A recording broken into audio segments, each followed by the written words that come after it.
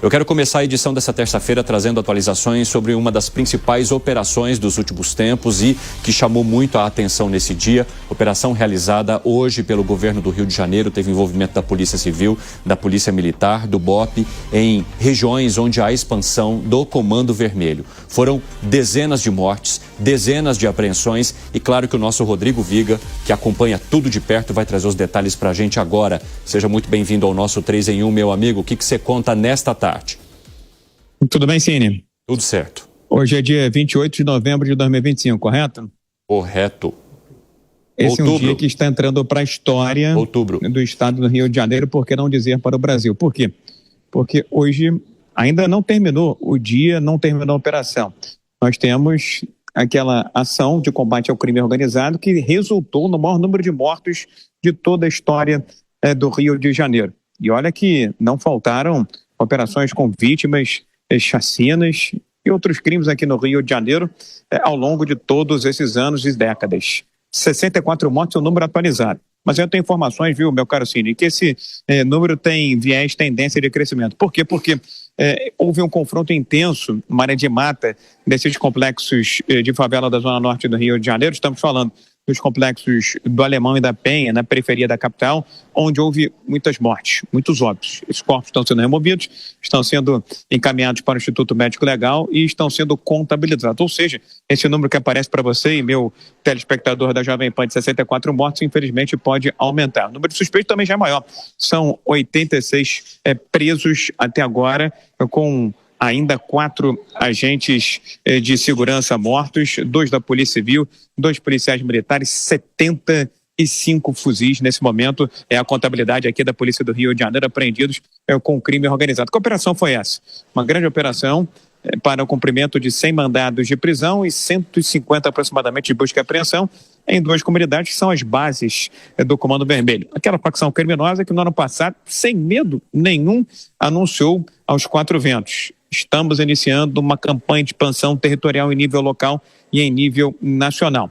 Daí, as forças de segurança do Rio de Janeiro criaram uma operação para fazer frente a esse ato ousado, chamado de Operação Contenção, uma operação permanente desde o ano passado que mira justamente o Comando Vermelho. E o Comando Vermelho tem retaliado, tem reagido a essa mega operação, a maior da história do Rio de Janeiro, também com o maior número de mortes. Tanto que, até bem pouco tempo, várias regiões aqui do Rio de Janeiro, principalmente Zona Norte e Zona Sudoeste da capital, tinham bloqueios promovidos pelo tráfico de drogas, com veículos pesados, ônibus coletivos. Isso chegou até a bolha da cidade do Rio de Janeiro, que é a Zona Sul, a área mais nobre da capital, ali perto do túnel Santa Bárbara, para evitar o ir e vir das pessoas. Uma tentativa também de tirar o foco das forças de segurança dos complexos da Penha e do Alemão, na zona norte da cidade do Rio de Janeiro. Todos os batalhões estão atuando, estão de prontidão somente nesses 2 complexos. 2.500 agentes de segurança e 32 veículos blindados. Quem está de fora não tem outra maneira de se expressar que não seja dessa forma, desta maneira. É ou não é uma guerra na cidade do Rio de Janeiro, meu caro Cine? Exatamente, nosso amigo Viga. E eu peço que você fique aí, Viga. Eu quero já conversar um pouco aqui com os nossos comentaristas e daqui a pouco eu vou chamar você para mais informações. Inclusive, se os nossos amigos aqui no estúdio tiverem também perguntas ao Rodrigo Viga, é só levantarem a mão, porque a gente sabe o quanto o nosso amigo acompanha toda essa situação há muito tempo no Rio de Janeiro. E eu quero chamar a atenção para essas imagens que a gente trazia aqui enquanto o Viga nos contava essas informações. São imagens que parecem ataques de guerra. Se a gente olhar essas imagens mostrando aquela fumaça enorme subindo, justamente por conta das barricadas que foram montadas por muitos criminosos para impedir a entrada da polícia em parte da comunidade para que eles pudessem fugir de um local para o outro, parece que a gente está remetendo a imagens, por exemplo, dos ataques feitos em Gaza. Se a gente olha para a atuação dos criminosos utilizando drones para lançar bombas sobre os carros policiais, sobre a estrutura policial, parece que a gente está falando de uma estratégia utilizada pela Rússia em relação à Ucrânia. Então, chama muito a atenção, principalmente o uso da tecnologia agora também pelos criminosos, além da quantidade surpreendente de fuzis que foram apreendidos, para impedir que as operações fossem realizadas. E aí a gente tem esse número de mortos, comunidades completamente impactadas, porque a gente está falando de milhares de pessoas que moram nessas regiões. O trânsito e a vida de qualquer outro cidadão do Rio de Janeiro também impactados, porque é uma região que faz uma importante ligação no Rio de Janeiro, inclusive para dar acesso à região ali de Jacarepaguá. Então, você tem uma vida que já não é muito comum no Rio e que se torna ainda mais paralisada nessa terça-feira por causa de uma mega operação. Fábio Piperno. É isso, Evandro Cini. Eu queria perguntar para o grande Rodrigo Viga o seguinte. Viga, até para que a gente possa informar melhor quem não conhece tão bem o Rio de Janeiro, mas para as pessoas que pretendem viajar até o Rio, eu queria que você descrevesse para a gente, nesse momento, qual é o impacto para a rotina da cidade. E eu vi, Viga, muitas informações sobre, por exemplo, linhas de ônibus que tiveram seus itinerários alterados. E aí, Viga, isso me chamou muita atenção o fato de que várias dessas linhas passavam ou tinham ponto final lá na Tijuca, lá na Praça Sães Pena. Então, queria que você explicasse para a gente como é que, nesse momento, está a rotina da cidade do Rio de Janeiro. Obrigado, Piperno. É sempre bom falar com você, com a nossa audiência aqui no 3 em 1. Realmente o impacto, além de real, na realidade emocional, psicológico, é muito grande. Recebi vários telefonemas já hoje de pessoas de dentro e fora do Rio de Janeiro perguntando como é que estava a situação, se eu estava no lugar seguro, no lugar abrigado. Eu estou aqui no Centro Integrado de Comando e Controle, que é uma espécie de centro de monitoramento das Forças de Segurança do Rio de Janeiro. Por que eu estou aqui? Porque daqui a pouco vai acontecer uma entrevista coletiva atualizando todos esses fatos e acontecimentos que a Jovem Pan vem trazendo desde as primeiras horas da manhã desta terça-feira por conta dessa operação, a mega operação maior da história contra o Comando Vermelho. Então vamos lá, meu caro Piperno, para tentar explicar para quem está vindo para o Rio de Janeiro, quem não mora no Rio de Janeiro, o que está acontecendo. Isso está difuso, está propagado em toda a cidade do Rio de Janeiro? Não.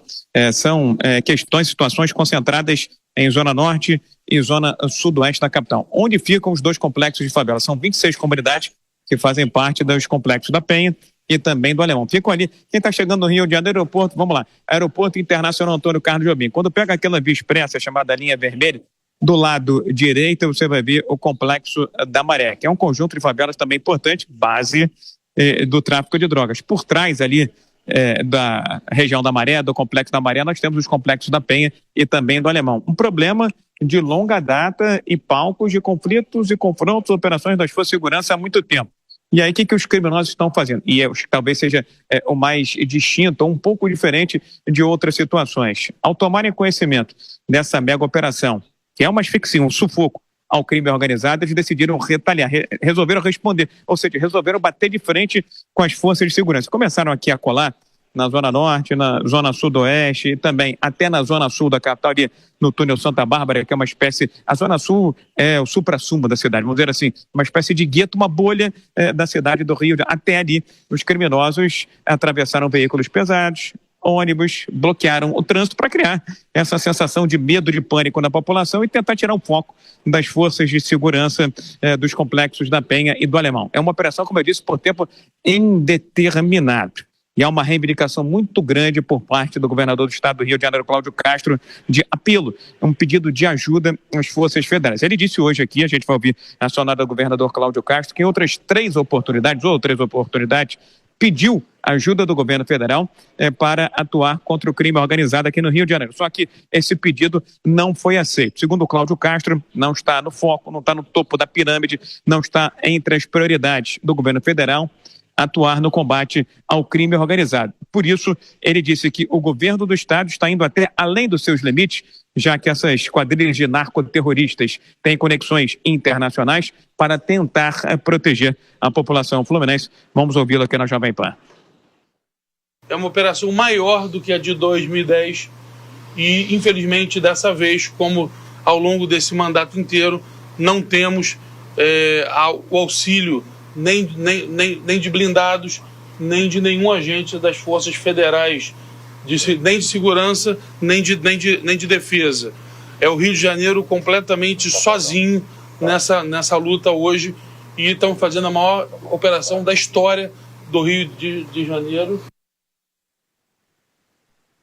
Esse, então, o governador do Rio de Janeiro, Cláudio Castro, ombreado, ele ladeado pelo comandante da PM, Marcelo de Menezes, e pelo chefe da Polícia Civil do Rio de Janeiro, o secretário da Polícia Civil do Estado do Rio de Janeiro. Pois bem, a gente falava agora há pouco em clima de guerra, as imagens, elas são muito simbólicas, emblemáticas e falam por si só. Meu caro Cine, os bandidos, dessa vez também, num avanço tecnológico para o mal, começaram a usar drones que lançaram bombas, artefatos explosivos contra as forças de segurança. O clima realmente é bastante pesado por aqui, meu caro Cine. Sim.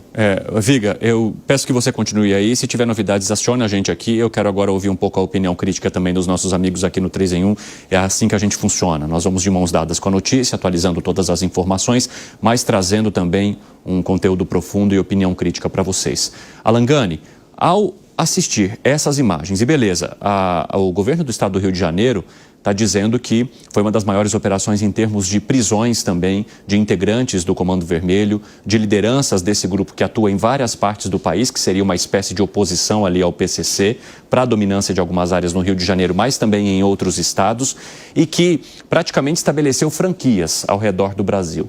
Vai montando, entre aspas, as suas franquias para garantir o domínio de territórios e exercer muita influência sobre o tráfico de drogas e um controle da população que, infelizmente, está sob a, digamos, gestão muito maliciosa desse grupo criminoso. E aí eu quero saber de você, Alangani, se isso faz com que a esperança sobre o controle do Estado, a retomada de um território, fique cada vez menor. Porque é muito difícil, mesmo o governo dizendo que é a maior operação em termos de prisão, de apreensões de fuzis e etc., mas se isso representa apenas uma parte e você já tem quase 100 fuzis apreendidos e mais de 60 mortes, eu fico imaginando o todo. Pois é, Evandro, o buraco é muito mais embaixo, o todo é muito maior. E a gente pode falar em sentido literal aqui, não é uma metáfora. O Rio de Janeiro é uma cidade em guerra. A gente costuma usar esse clichê, mas ele é verdadeiro, ele retrata uma realidade. E aí a gente está falando de narcoterroristas, por que não? Porque eles estão usando armas de guerra para enfrentar a polícia. Isso mostra que a gente está muito atrasado. As forças policiais ainda fazem milagre, porque perto do equipamento deles contra o dos bandidos já é muito difícil esse enfrentamento, Evandro. A nossa legislação também é muito atrasada em relação a isso e principalmente a aplicação penal também. Então a gente está defasado em relação a esse narcoterrorismo em todas as esferas, sejam elas na segurança pública, sejam elas no enfrentamento operacional e tático, sejam elas também no meio jurídico. Fala, Fábio Piperno. Olha, primeiro a gente tem que lamentar as mortes de 4 integrantes dessas forças de segurança. Sim, dois da Polícia Civil e 2 do BOP. Exato. São pessoas jovens que saem de casa exatamente para colocar a sua vida em risco em defesa da população e do Estado. Então, a essas famílias, a nossa solidariedade. Agora, é uma operação impactante. A gente viu o Rio de Janeiro em estado de guerra hoje. Quando a gente fala em 64 mortos, veja, se a gente projetar isso com o que acontece em Gaza ou, por exemplo, na guerra entre Rússia e Ucrânia, há dias em que não são registradas tantas mortes como hoje lá no Rio. Não é todo dia na Ucrânia, na Rússia, tal, que morrem 64 pessoas. E no Rio de Janeiro morreu muita gente. Então, é claro que... Fora os feridos, né? Fora, exatamente, os feridos e as dezenas de pessoas presas, de bandidos presos, né? E estamos colocando entre os feridos os inocentes também. Gente que está com a vida normal e, de repente, foi impactada por tiro, por invasões. Tinha uma moça que acho que estava numa academia e tomou um tiro na perna, né? Foi no glúteo. Enfim, o fato é que é algo estarrecedor. Então, é óbvio que as autoridades também têm que ter agora a sensatez e a frieza para não ficar procurando confronto com outras autoridades justamente nesse momento. Agora é um motivo ainda maior para que se unam forças e esforços. E é preciso que essas operações elas não se encerrem hoje. O Rio de Janeiro não vai resolver a questão da criminalidade com operação, por mais bem sucedida que seja, de tiro curto. O Rio de Janeiro é um território em guerra e não é de hoje. A gente fala do Rio de Janeiro convivendo com o crime. Olha, o Nelson Rodrigues, por exemplo, ele tinha uma série de personagens que eram bandidos. Por exemplo, o Boca de Ouro. Nós estamos falando de criminosos dos anos 40, 50. Então o Rio de Janeiro normalizou isso há quase um século. Isso não pode continuar. Bruno Musa, eu quero trazer também e ouvir a sua análise sobre uma fala do governador do estado do Rio de Janeiro hoje, mais cedo, que me chamou bastante a atenção. Ele ressaltar para os jornalistas que acompanhavam aquela coletiva que essa não era uma operação de segurança pública, era uma operação de defesa. Ou seja, se fosse uma operação de segurança pública, e quando a gente fala sobre segurança pública, a gente tem a capacidade de entrar ainda no campo da prevenção, no campo de impedir que as pessoas sejam expostas a essa situação. Quando ele coloca operação de defesa, ele deixa muito claro que já não há mais como lidar com a segurança pública ali no estado. E que o que resta agora é apenas tentar se defender da expansão e dos ataques cada vez maiores de criminosos que tomam conta dessas regiões. Fala, Musa.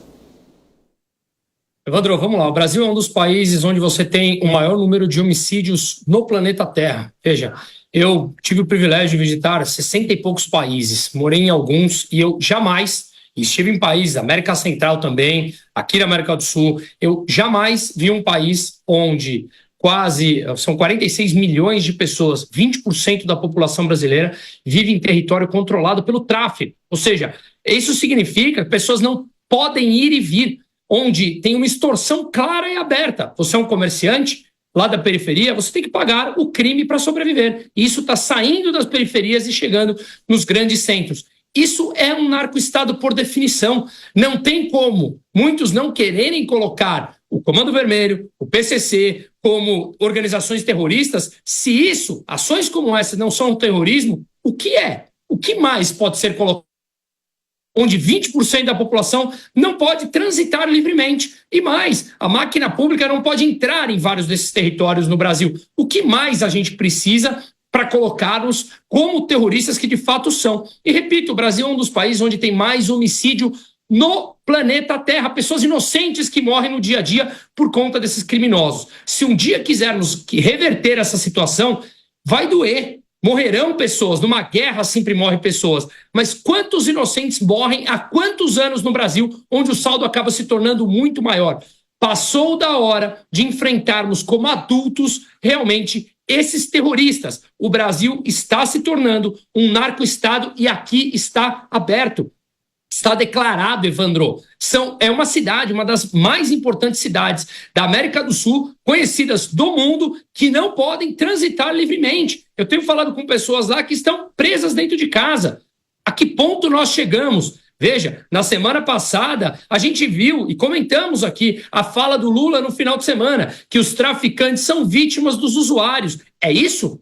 É isso realmente que nós estamos falando? Em meio a tudo que a gente está vendo nessa cena triste, lamentável do Rio de Janeiro, é isso que a gente tem que ouvir há poucos dias. Ou seja, passou do ponto de atacarmos de frente. Vai doer, vai machucar, muitos de fato morrerão. Então eu mando aqui as minhas condolências ao governador do estado do Rio, aos chefes de segurança, à polícia do Rio de Janeiro, mas que não retrocedam. O Brasil passou do ponto. Não dá mais para tolerar o nível de criminalidade que nós estamos vivendo.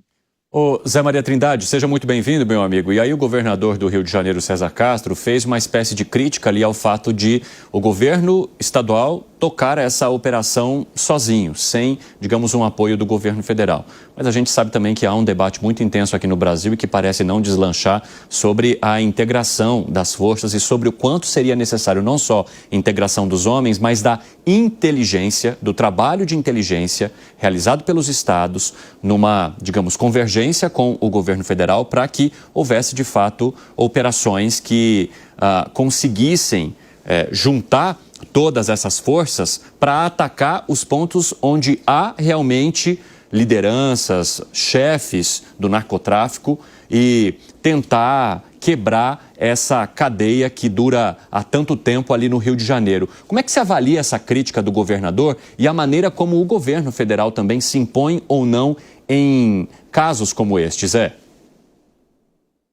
Pois é, eu acabei de conversar com a deputada Cris Tonieto, que é do PL do Rio de Janeiro, e ela me dizendo que conversou com algumas autoridades, inclusive o governador dizendo que o Estado perdeu a capacidade de agir contra o crime organizado. Isso que nós estamos vendo, essas imagens e esta operação, não é exatamente um ataque, mas um contra-ataque para o governo do Rio de Janeiro. E ficou sozinho porque pediu a ajuda federal. Não é o ministro da Justiça, Ricardo Lewandowski, que está buscando a maior atuação da União na segurança pública. Era uma hora de colocar ali as Forças Armadas à disposição, com blindados, com um apoio neste contra-ataque. Isto é um contra-ataque. Olha só, nos últimos meses aí o presidente Lula e o governo federal vêm falando muito em soberania. E eu cobro exatamente sempre a soberania.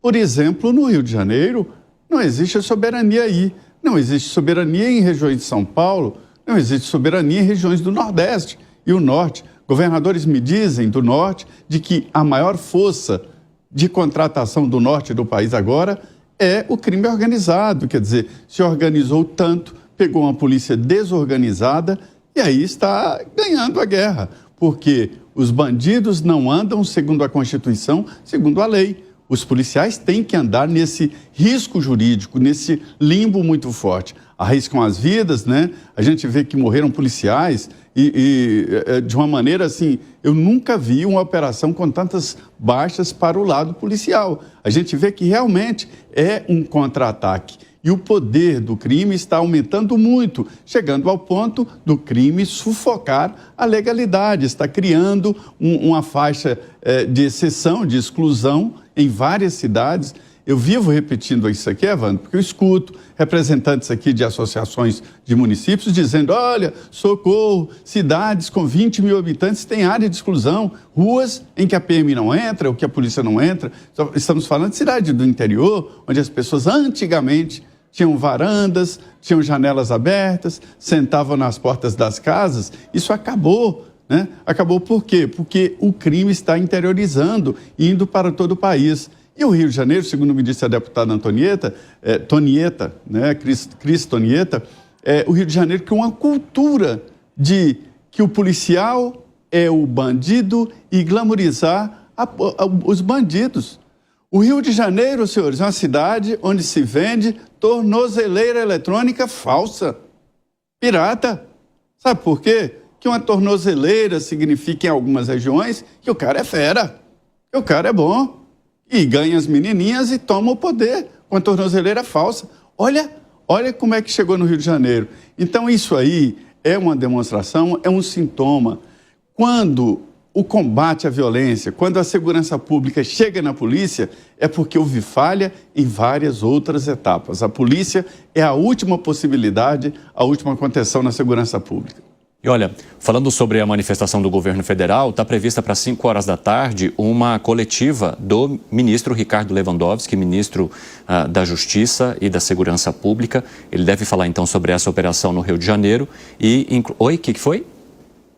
Já vou passar, deixa eu só terminar de dar a informação, eu já vou chamar o Viga ali. O Viga está querendo trazer mais detalhes para a gente. Então, o ministro Ricardo Lewandowski deve falar agora às 5 horas da tarde sobre essa operação no Rio de Janeiro e a gente vai acompanhar então como será o posicionamento do governo federal, inclusive diante dessas falas do governador Cláudio Castro, de que foi uma operação, digamos, solitária, feita apenas pelo governo do estado. Rodrigo Viga, eu quero chamar você novamente então, meu amigo. Quais são as suas atualizações agora? Meu caro Cine, estava conversando com as fontes aqui da segurança pública e eles, como eu disse, estão fazendo a contabilidade do número de óbitos e de mortes, ou seja, esse número, infelizmente, tende a aumentar. Eu falo infelizmente porque a gente sabe que é preciso combater, enfrentar, e as forças de segurança são a ferramenta, o instrumental mais importante e necessário para tal. Mas o que se quer por aqui, meu caro Cine, há muito tempo convivendo com esses conflitos, confrontos, mortes, principalmente inocentes, o que se aguarda por aqui é uma solução, um planejamento estrutural para se tentar, se não resolver, pelo menos minimizar o problema. E aí, nós já temos uma tremenda dor de cabeça, um tremendo abacaxi para descascar no curto prazo de tempo. Por quê? Porque o Estado do Rio de Janeiro já planejou, aquilo que está previsto na famosa e polêmica ADPF das favelas, que é a retomada de territórios que há anos estão sob o controle de traficantes e também de milicianos. A flexibilização da ADPF das favelas esse ano contempla e prevê essa obrigação de retomada de territórios. E aí, esse plano do Rio de Janeiro já escalonou em 3 níveis: nível baixo, nível médio e nível alto. E essas comunidades de Penha Alemão estão no chamado nível alto para a retomada dos territórios. E a flexibilização da ADPF das favelas fala que é preciso uma união de forças ou de esforço, ou seja, precisa haver a contribuição do governo federal e também das forças federais. E por aqui, segundo o governo do estado, as forças de segurança, eles se sentem nesse momento sozinhos, embora haja essa determinação do Supremo Tribunal Federal para que, quando começar esse plano de retomada de territórios, provavelmente a partir de 2026, o governo federal participe de alguma forma, seja co-participante, seja auxiliar, um ajudante importante nessa ação que certamente vai movimentar bastante o noticiário a partir de 2026, justamente em um ano de eleições em todo o país, meu caro Cine.